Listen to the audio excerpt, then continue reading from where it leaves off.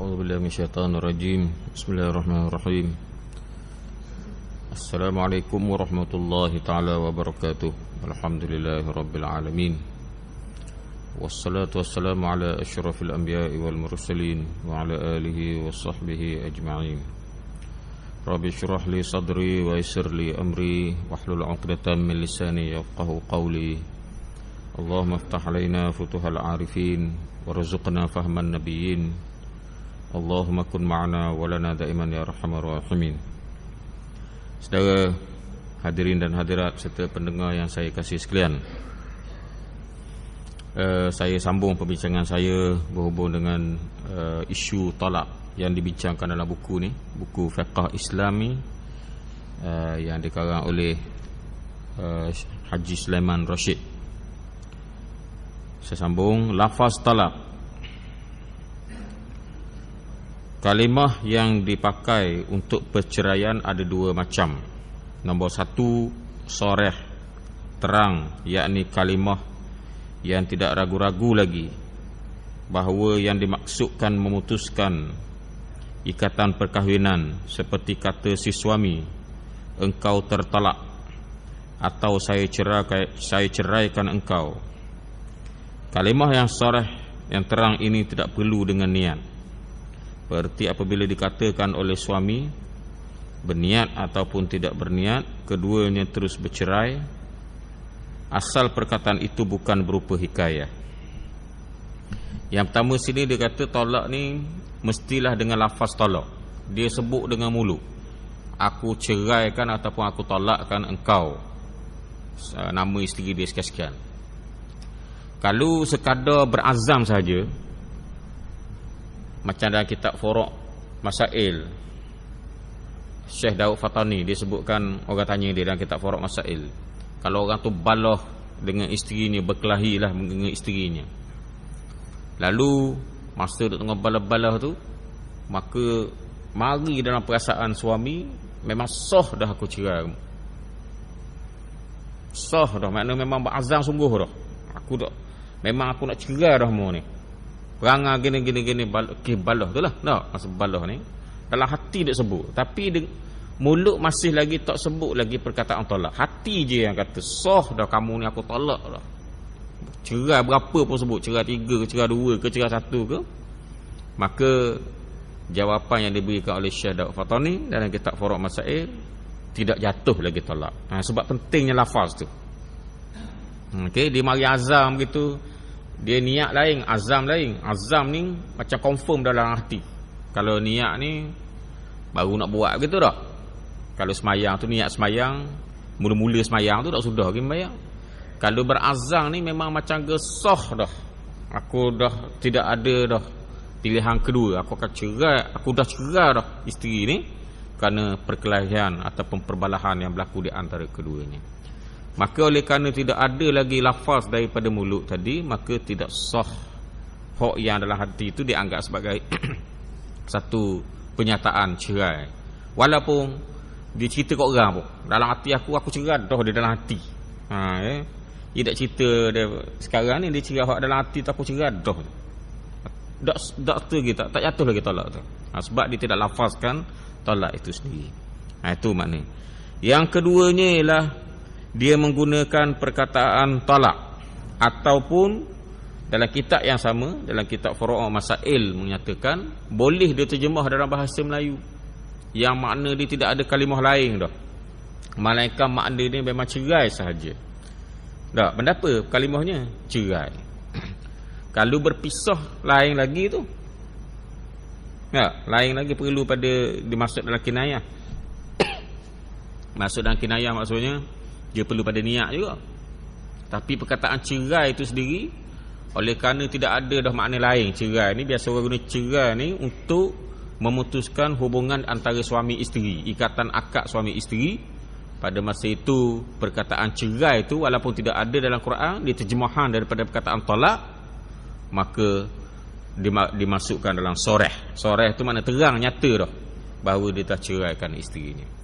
Jadi saya cakap gini bukan apa, sebab setengah-setengah negeri di Malaysia ni ada mengeluarkan satu fatwa. Tak sebutlah negeri mana dah.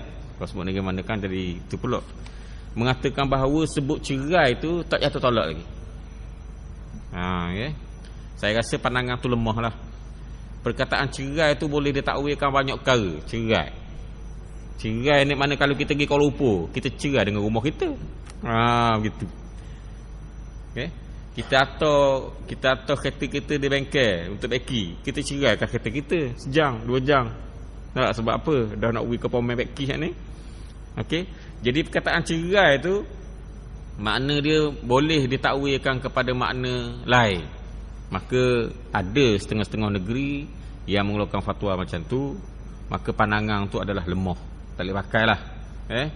Yang sebenarnya perkataan cerai itu sendiri, orang bila sebut cerai, budak-budak pun tahu sebut cerai antara suami isteri. Tak ada dah antara rumah dengan kereta, pisah dengan kereta kejap ke tak, pisah dengan rumah, tak ada.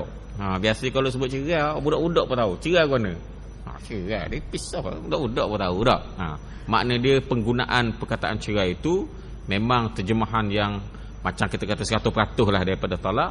Maka dengan menggunakan perkataan cerai itu sendiri dah jatuh talak. Tak payah pakai niat dah. Okey, begitu. Kalau pisah lain. Okey, jadi saya buat kesimpulannya bahawa bukan perkataan Arab sahaja yang jadi sah cerai tadi, boleh juga dengan perkataan masing-masing. Contohnya dalam bahasa Melayunya ialah perkataan cerai itu sendiri. Okey. Kemudian kalau sekiranya soreh ni mana terang-terang seperti perkataan cerai tadi, ataupun dalam bahasa Arab dia gunakan perkataan 3 perkataan, sama ada tasrih, sama ada mufaraqah, sama ada satu lagi dipanggil sebagai talak. Kalaulah ketiga-tiga perkataan ini digunakan kalau dalam bahasa Arab, maka dipanggil soreh, terang-terang. Maka tak tidak tertakluk kepada niat.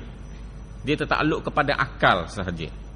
Kalau masih dicakap tu dia berakal, maka jadilah perkataan itu sah walaupun tak niat sekalipun. Masih dicakap tu berakal. Kalau masih dicakap tu dah jatuh gila, tak sedar benda, kalau orang tanya mu sedar tak mau cakap benda apa, tak sedar sekarang. Mungkin sebab dia bukan pesang apa bagi benda-benda, marah sangat ke dan sebagainya, hilang dah. Tak. Siapa dia cakap benda apa pun dia tak sedar dah. Orang tanya mu cakap tak benda gini, tak sedar dah. Macam orang tidur, macam orang tak sedar benda, macam orang gila lah. Kita kata pendek katanya macam orang gila, tak sedar benda. Masa itu tak jatuh, tak tolak. Sebab apa? Akal tak ada. Tapi kalau akal tu ada, masih lagi ada, dah kita ni macam mana pun marah pun akal mesti ada. Tak ada orang marah siapa akal tak ada tu, memang ada rosak dalam otak dah tu. Tak, dia marah siapa tak sedar benda, siapa macam orang gila. Gila lah. Nak kata benda apa ke? Gila, kejap dah kita kata dah. Maka pada masa itu perceraian itu tidak akan berlaku dah. Tapi biasanya orang berakal, orang yang betul-betul otak dia sihat, pemikiran dia sihat, marah macam mana pun tetap juga dia sedar, akal dia tak hilang. Pada masa itu tak payahlah. Sebab itulah ulama mengatakan tidak tertakluk kepada niat. Tak payah niat dia sah dah. Jadi sebab tu jangan terlajak cakap. Jangan terlajak cakap. Okey. Kecuali kalau dia bercakap itu berdasarkan kepada hikayah. Hikayah dia cerita aku kemarin dulu aku lalu ke rumah orang ni, tok lelaki dia kata aku cerai dah. Tu dia cerita hal orang, perihal orang. Okay, dia cerita perihal orang tu tak jatuhlah talak. Itu satu perkara. Kemudian oleh kerana beraluhnya para ulama, kalaulah kita gunakan bahasa Arab, contohnya kalau orang Arab, kalau orang tu diceraikan, dia kata mutallaqah. Kalau dia kata mutalliqah, dia salah baris. Dia tak kata mutallaqah, dia kata mutalliqah. Salah baris. Pun tak jadi soreh dah. Tak jatuh lagi. Tak jatuh lagi perceraian tadi, kecuali kalau hakim tanya, awak niat tak nak cerai? Niat, baru jatuh talak. Kalau dia kata saya tak ada niat, maka tak jatuh talak lah. Maknanya salah baris sikit je. Sepatutnya mutallaqah, dia baca mutalliqah. Okay?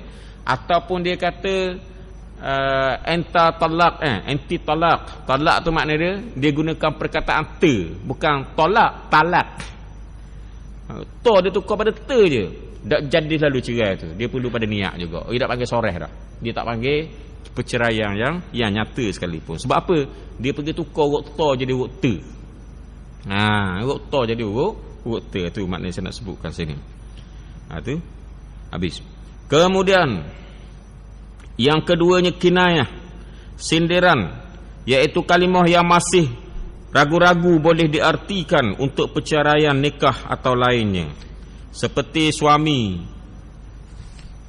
kata suami, pulanglah engkau ke rumah keluargamu, dan atau katanya, pergilah dari sini, dan sebagainya.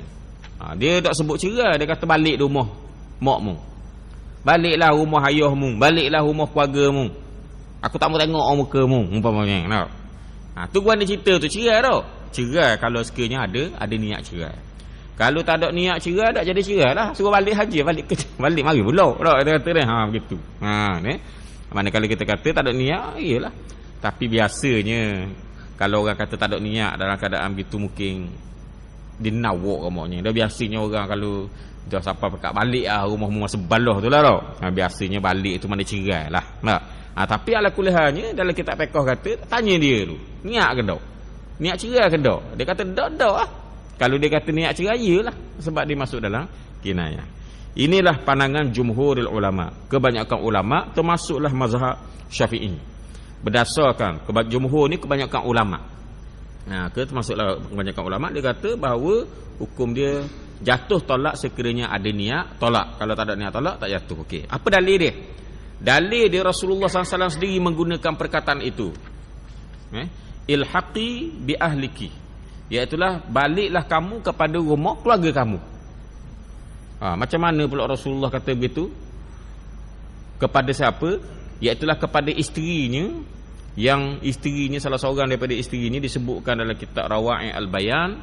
Dia katakan bahawa isteri itu dia kahwin dengan Rasulullah SAW. Lalu dikatakan Rasulullah SAW ternampak ada warna putih di peha perempuan tadi. Isteri dia lah, isteri Rasulullah SAW. Warna putih tu makna apa tu? Iaitulah penyakit, ada satu penyakit. Penyakit apa? Orang Melayu kata penyakit sopak, ataupun dalam bahasa Arab dia panggil baros. Minal baros lah. Mana kita kata penyakit sopak. Penyakit sopak. Jadi kalau kita kata penyakit sopak ni, dia adalah satu benda yang membahayakan kehidupan suami isteri. Daripada seorang kena jadi dua orang. Dah jadi dua orang pun dia akan jakit lah. Nak jakit pada tok lelaki pula. Kalau tok lelaki kena, jakit pada si isteri pula. Kalau dah dua-dua kena, jakit kanak pula. Begitu.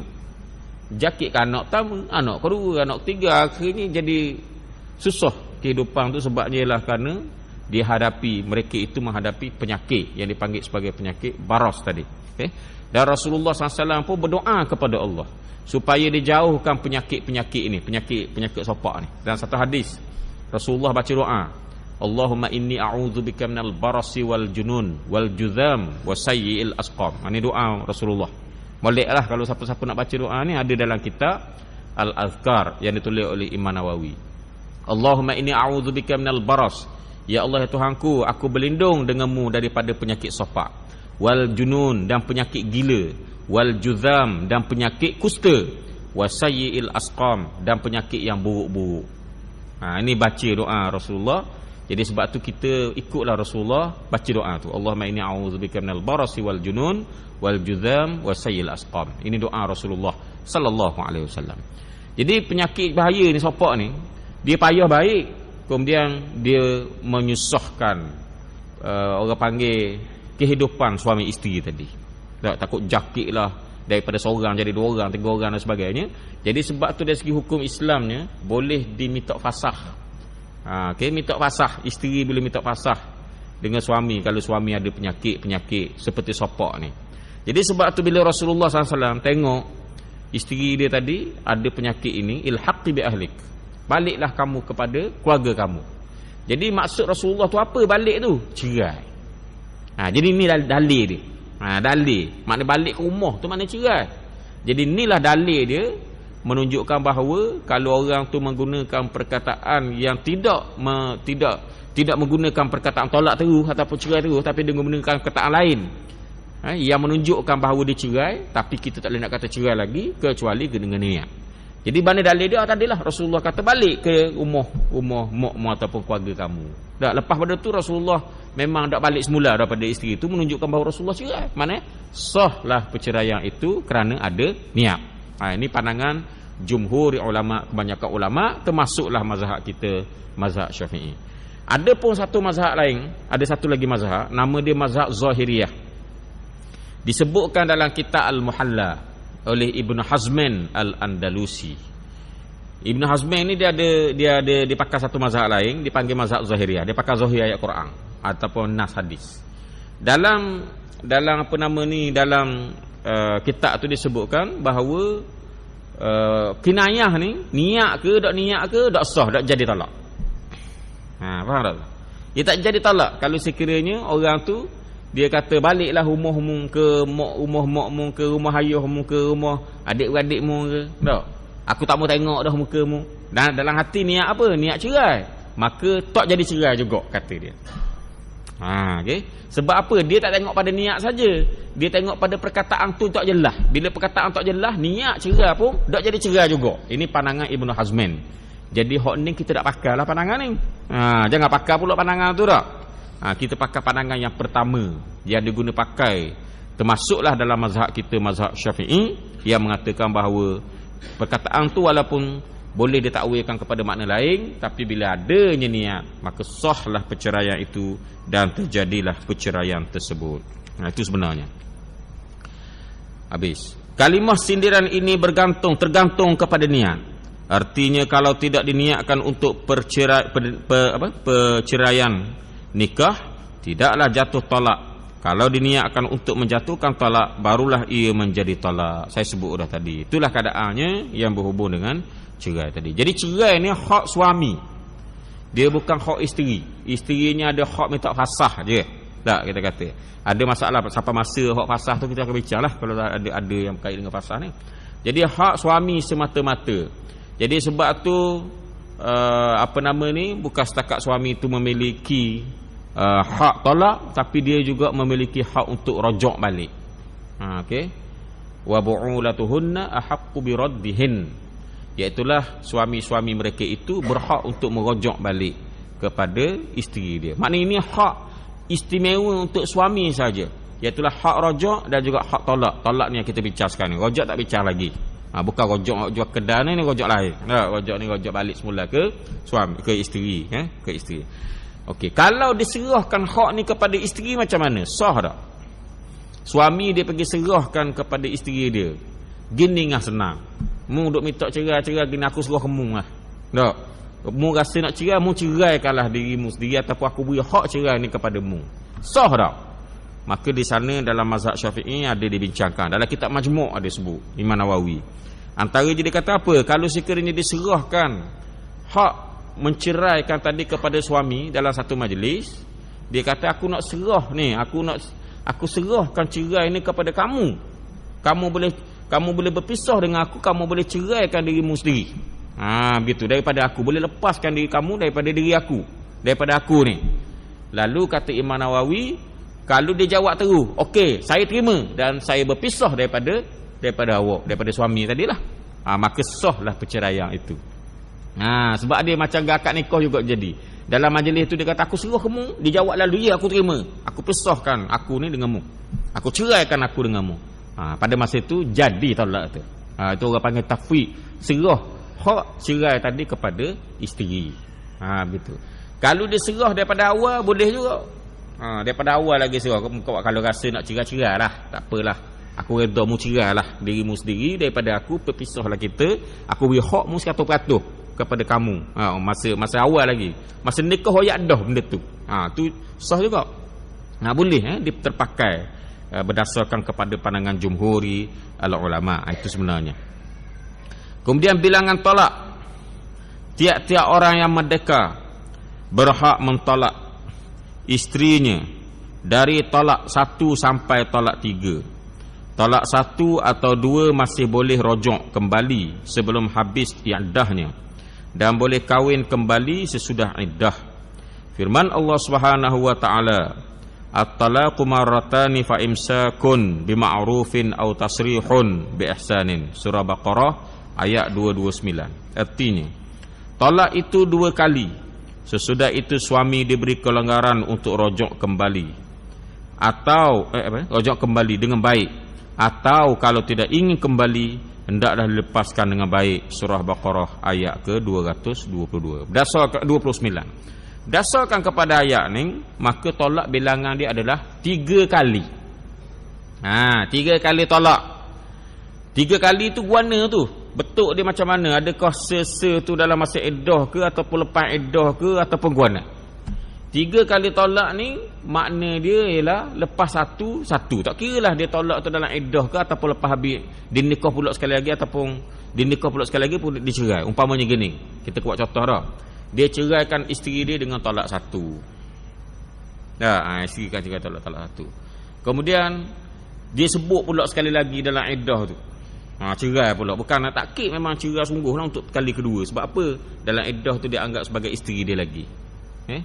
Begitulah bilangan tu jalan gitu. Ataupun boleh juga dengan cara dia ceraikan isteri dia tolak 1. Kemudian nikah semula. Lepas tu cerai pula. Boleh juga. Bukan nikah semula, rojok. Lepas tu dia cerai pula. Boleh juga satu-satu. Yang ketiganya ialah dia ceraikan isteri dia tolak 1, habis iddah. Lepas tu nikah semula. Bila habis iddah tak ada peluang nak rojok dah. Maka dia pun nikah semula. Maka bila nikah semula tadi, rojok semula. Bukan rojok, nikah semula tadi dia cerai semula. Tu dia jadi gitulah. Maknanya satu hak yang pertama dah selesai dah.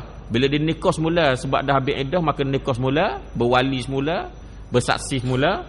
Maka lepas nikah dia cerai pula sekali lagi. Tu berjalan lah tu. Jadi banyak cara dia tu.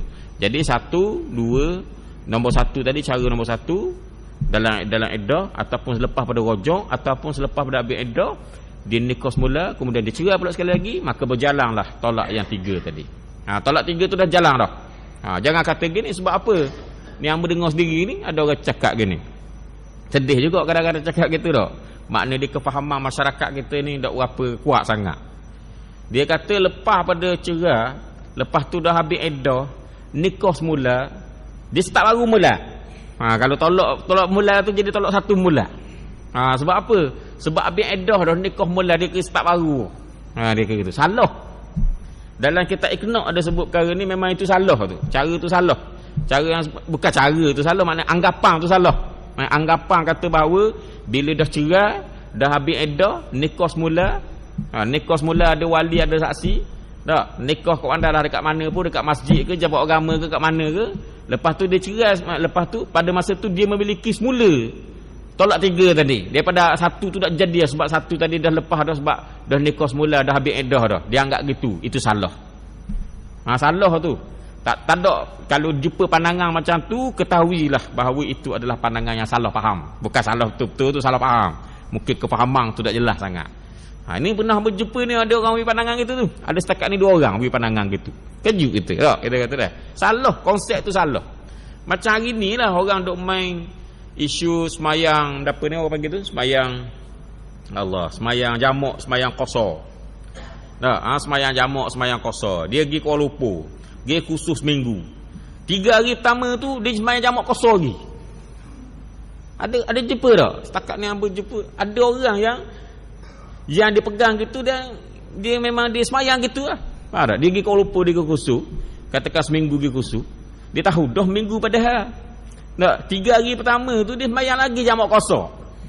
Dia hotel hak ni. Jamak qasar lagi. Kita pakai mazhab Syafi'i lah. Tak, kalau kita pakai mazhab lain tu cerita lain. Kita mazhab Syafi'i tu kan nak tukar gitu barang gitu je, sebarangan gitu tak boleh lah. Salah tu. Ada orang tu dia pergi ke dia balik, dia belajar. Katakan dia belajar dekat mana? Dia belajar dekat, contoh kita katalah belajar dekat Indonesia lah, kita kata tak. Lepas tu dia balik ke Malaysia. Lepas tu dia pergi semula ke Indonesia tu, nak tempat belajar dah habis dah cuti, dia pergi balik mula. Lepas pada tu pula dia semayang lagi. Jamak 3 hari pertama tu bersiapa? Boleh jamak lagi 3 hari. Ya ke gitu? Salah faham. Bukan salah betul, salah faham. Kadang-kadang dia tak faham. Gitu kok. Dia gini, bila jamak qasar ni, bila kita dah niat nak pergi ke tempat tu, memang dalam surat tu memang khusus minggu. Memang tak ada benda lain dalam otak kita, memang duduk seminggu lah. Okey. Bila kita masuk sepadang je, kita dah muking dah. Dekat mana sepadang Kuala Lumpur? Sepadang Kuala Lumpur tu, oleh kerana kita pergi khusus di Kuala Lumpur, sepadang dia tu masuk je, kita nak sembahyang jamak kosong kita tadi pun tak boleh dah. Hak dalam perjalanan tu pun tak boleh. Sebab apa? Memang kita nak 2 minggu. Takkanlah kita boleh sembahyang lagi 3 hari. Memang kita tahu dah dalam pelotok kita, dalam minda kita ni, dalam hadis kita dah sebut dah bahawa kita nak mendapat ni, nak duduk Kuala Lumpur minggu. Khusus minggu. Memang dah nak jadi 3 hari. Dah nak jadi 2 hari, memang minggu. Memang kita bawa baju 7 lah. 7 lah apa? Seluar 7 lah. Tak kita kata dah. 1,700 lah. Tak kita kata 1,700 ni sebab dah 7 hari. Tak kita kata. Dengan baju koknya, baju apanya, dengan macam-macam dah. Piyah pun 7 lah kau maunya. Piyah ambil dah 7 hari dah kita kata dah. Okey. Jadi kalau macam tu, masuk sepadang je, masuk sepadang mungkin kita nak pergi tu, dah habis dah tempoh kita boleh semayang jamak kosong. Tak boleh dah jamak kosong, tak boleh dah. Gitu keadaan. Kita dah mungkin dah. Kalau gitu keadaannya, kalau kena tanya ke jemaah, kita wajib semayang jemaah macam biasa lah. Okey. Yang dikatakan boleh tu, kalau dia tu adalah kurang daripada 4 hari. 3 hari ke 2 hari ke, tu cerita lain lah. Hak ni dak ni memang khusus minggu terang-terang. Kalau kita pergi khusus, kita tak tahu lagi. Tak tahu lagi berapa hari. Bos kita kata antara sehari sampai ke 20 hari. Tak tahu. Tapi 20 hari mungkin tak apa maknanya dah kita kata. Bos kita kata khusus ni lama kau. Antara sehari hingga 20 hari. Tak. Pada masa itu, oleh kerana tak ada tertuang macam tu, boleh jadi sehari, boleh jadi 2 hari, kita bolehlah jamak sampai 18 hari. Sebab tak ada tertuang. Tak ada tertuang lagi kita tu mana. Khusus tu pun tak tahu lagi. Kuala Lumpur ke, Kajang ke, Shah Alam ke, tak tahu lagi. Gerak lagi tu. Kalau cara macam tu, bolehlah semayang jamak sampai 18 hari berdasar pada mazhab Syafi'i dan 15 hari berdasar pada mazhab Hanbali. Tak? Begitu kadang. Jadi ramai kau salah faham. Benda-benda macam tu, akhirnya dia ambil mudah pakai mayang jamak kosong umur. Dak dia kata dah. Salah, benda tu adalah salah. Kecuali kalau kita pakai mazhab lain. Saya ada baca dalam buku Qadaya Qadaya Mu'asirah. Qadaya Mu'asirah. Ada satu, dia ada 4 orang pengarang dalam kitab tu. Salah seorangnya ada Osman Ushbe. Dalam sekarangan tu disebutkan bahawa ada seorang ulama yang bernama Hasan Al-Basri, kata Hasan Al-Basri, seorang ulama tabi'in, dia mengatakan kalau orang tu dia niat musafir, selagi mana tak balik di rumah, selagi tu musafir. Seminggu lah, 2 minggu lah orang panggil musafir dah. Orang panggil musafir sebab apa? Memang dia tak mau duduk situ. Selagi mana dia tak balik di rumah, selagi itulah musafir. Itu pandangan Hasan Al-Basri. Jadi waktu tu bukan mazhab kita. Kalau nak pakai tu kau pandai demo, tapi dah salah lah konsep kita dah pakai mazhab Syafi'i hak mudah dah. Tiba-tiba bab tu hak mudah kan, dia kata nak kau pakai mazhab lain pula dah. Bab apa dia mudah? Jangan fikir gitu. Kita fikir nak melaksanakan perintah Allah Subhanahu wa taala. Kita kena jujur dalam agama ni. Sifat sidik yang ada pada Nabi tu kena pasang kita juga. Sifat sidik benar, jujur. Hati kita ni jujur dengan agama. Tak, sebenarnya sifat-sifat Nabi yang 4 tu kita kena pasang pada diri kita. Cuma kita tak mampu nak buat. Itu cerita lain lah. Tak, Nabi bersifat fatanah, Nabi bersifat tabligh, Nabi bersifat amanah, Nabi bersifat sidik. Pak tu kita letak diri kita benarnya. Kita letak tak baru jadi sempurna. Tapi mustahil lah kita boleh buat benda tu sesempurnanya sebab Nabi tu jaminan. Kita ni dalam mujahadah sebab kita ni bukan Nabi, dia bukan rasul lah. Jadi begitu. Jadi kena faham elok-elok lah perkara yang berhubung dengan agama. Jadi macam tadi jugalah dia anggap gitu. Tolak tu bila jatuh, dah jatuh sekali, dah nikah semula lepas pada iddah, nikah semula lepas pada iddah tu start mula. Tolak satu, kalau nak cerai jadi tolak satu mula. Salah gitu. Dia salah gitu. Begitu juga ada juga ni kadang-kadang ada kekeliruan. Macam mana kekeliruannya? Macam contohnya gini. Ada seorang tu A, dia menceraikan isteri dia. Tak, ceraikan isteri dia B lah kita kata tak.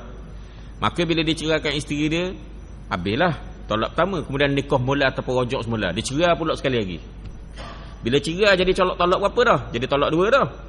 Bila dah tolak 2, tiba-tiba bekas isteri dia tadi lepas dah tolak 2 nikah dengan orang lain.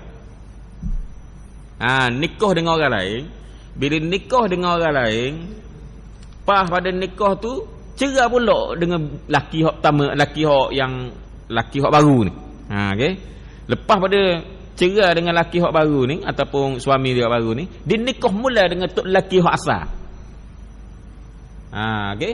Bila nikah semula laki dengan tok laki asal tadi, maka berlakulah perceraian pula daripada tok laki hak asal ni.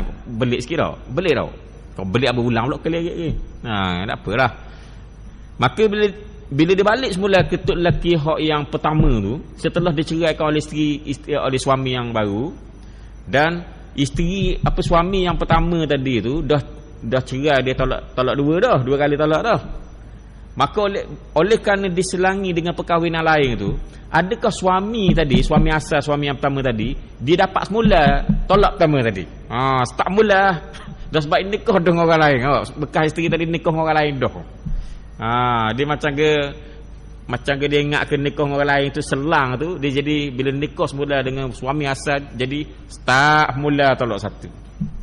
Guana tu, maka dibincangkan juga dalam kitab fiqh. Maka bila berlaku pula perceraian oleh suami yang pertama tadi, setelah isteri tadi dah kahwin dengan orang lain, dia tak jadi talak satu, jadi talak tiga lah, sebab tak habis lagi. Gitu dah.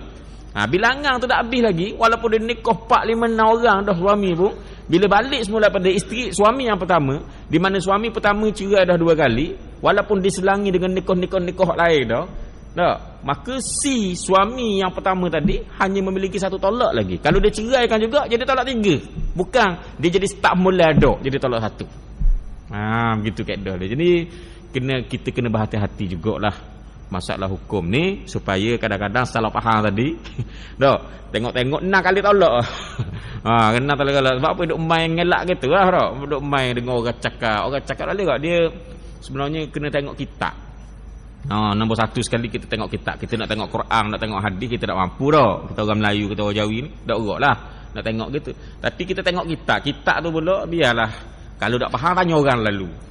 Tanya orang ustaz-ustaz kampung kita, mesti tahu dah. Kita kata dah sikit sebanyak hukumnya. Begitulah. Jangan duk main pakai logiknya, jadi tolak satu mula main logik gitu dah. Tak leh. Lau kana ad-dinu bir-ra'yi lakana asfalul khafi aula bil mashi. Kalau agama tu berasaskan kepada logik akal, maka sapuan khuf tadi bawah lebih patut basuh, lebih patut disapu daripada bahagian atas. Kata Sayyidina Ali radhiyallahu anhu. Sayyidina Ali kata, kita ambil semayang.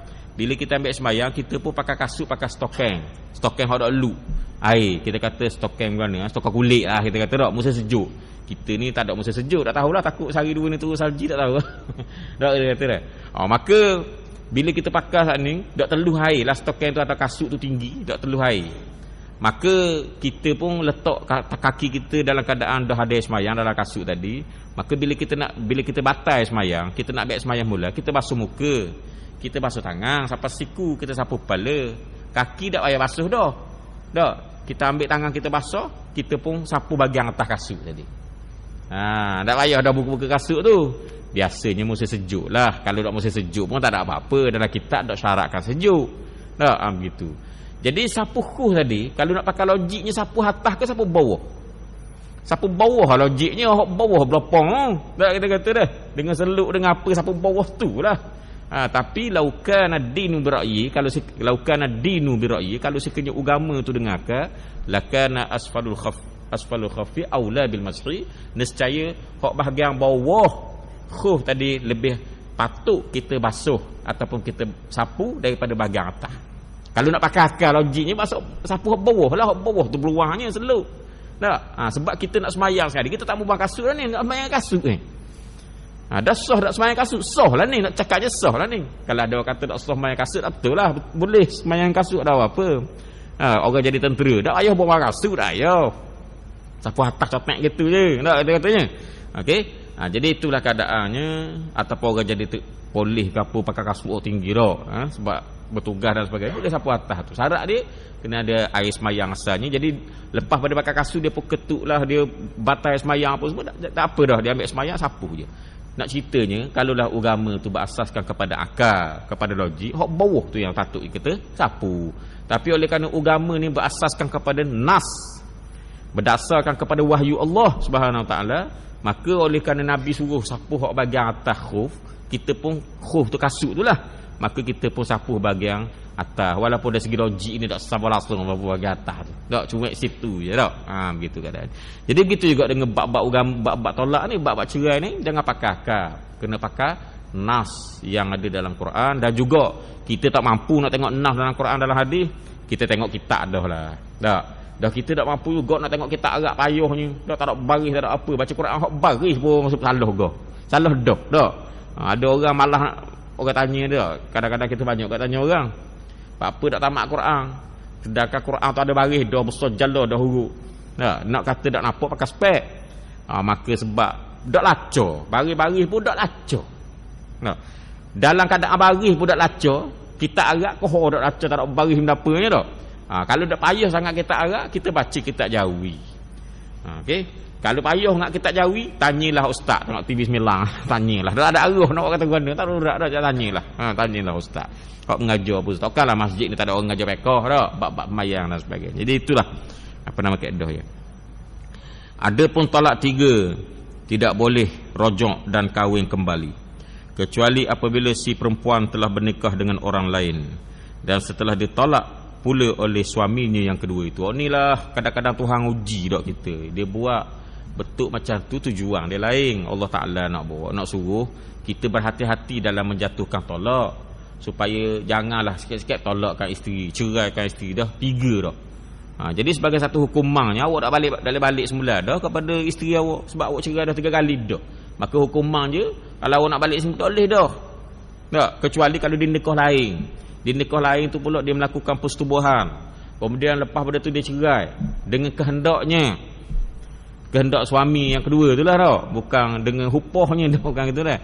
Bukan dengan upahnya, bukan cina butanya dah. Pada masa itu barulah boleh nikah semula balik pada bekas isteri. Jadi itu satu hukuman nak suruh kita berfikir tentang pentingnya penjagaan mulut kita ni. Jangan lepas nak balas sikit nak tolak dah isteri, nak ceraikan isteri, jangan begitu dah. Begitu.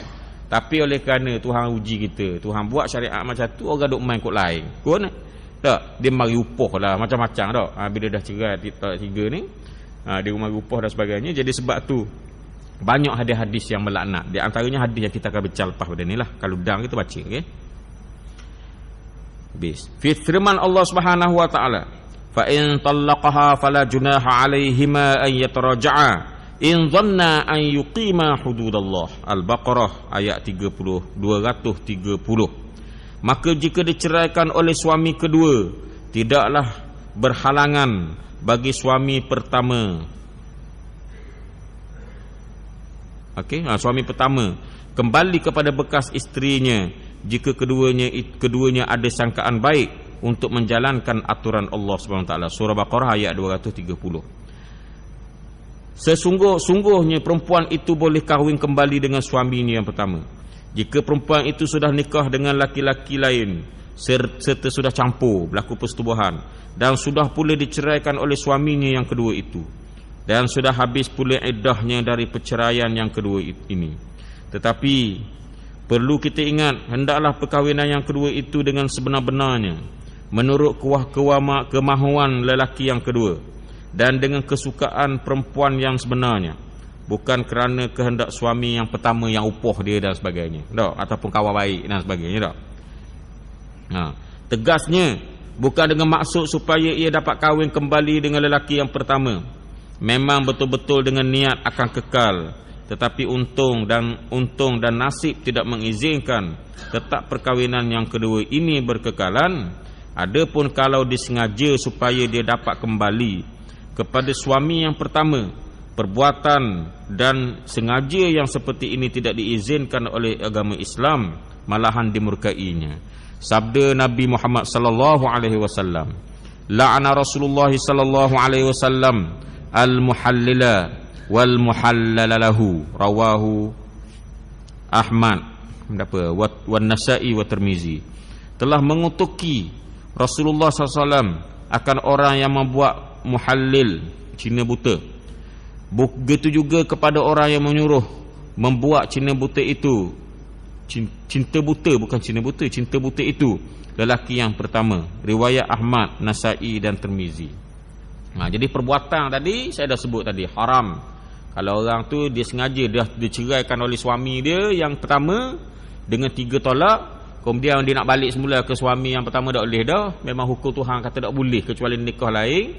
Dia pun nikah lain dengan niat nak balik semula kepada suami pertama, dan dimintaklah dengan dia kadang-kadang dengan upah dan sebagainya kepada isteri suami yang pertama supaya melepaskan isterinya setelah berkahwin, maka perbuatan itu adalah berdosa dan dilaknat oleh Allah Subhanahu Wa Taala. Dari segi dosa memang confirm lah dosa. Bukan setakat dosa biasa ni, laknat. Main kalau sebut laknat tu jangan main. Jangan main sebut laknat ni. Laknat tu siapa? La'ana Rasulullah sallallahu alaihi wasallam. Rasulullah laknat. Kalau Rasulullah laknat ni Allah Taala laknat lah makna dia. Jadi beratlah. Masa depan kita gelap gugu kalau buat kerja yang mendapat laknat daripada Allah dan laknat daripada Rasulullah sallallahu alaihi wasallam. Jadi maknanya dosa besar. Walau macam mana pun ulama-ulama dalam fikih ni ada bincangkan. Saya tengok dalam beberapa kitab, antaranya dalam kitab Fiqhun Nusus. Dia katakan kalulah seorang isteri dicerai 3 oleh suami dia. Dang sikit dah. Suami pertama ceraikan isteri dia tolak 3. Kemudian si isteri tadi berkahwinlah dengan suami kedua. Dalam akad nikah tu sebut syarat beradong. Nikah pas pada tu cerai lalu. Maka hukumnya adalah tidak sah. Kalau syarat dalam akad nikah jadi tak sah. Sebab dia macam nikah mutaah. Itu dalam kitab Fiqhun Nusus sebut. Kalau sekiranya dia tak sebut dalam akad nikah, tapi dia janji sebelum akad nikah, janji dah, kita nikah ni 2 hari je, 3 hari je, untuk menghalalkan saya ni nak balik pada suami saya. Ataupun wali tu kata nak suruh anak kau puan ni balik pada suami dia hak pertama tu, contohnya. Dia buat syarat dah sebelum akad nikah tadi. Dalam akad nikah tak sebut syarat, sebelum akad nikah. Pada masa itu mazhab Syafi'i kata sah. Mazhab Hanafi pun kata sah. Mazhab Hambali dengan Maliki kata tidak sah. Walaupun dalam mazhab Syafi'i kata sah, tapi berdosa. Berdosa tak? Perbuatan berdosa. Sebab apa dia kata sah? Sebab dia tak sebut dalam akad nikah, dia janji awal. Hak janji awal tu ke dosa lah. Niat kita dah dosa dah. Okey. Yang ketiga, kalau sekiranya niat dalam hati je.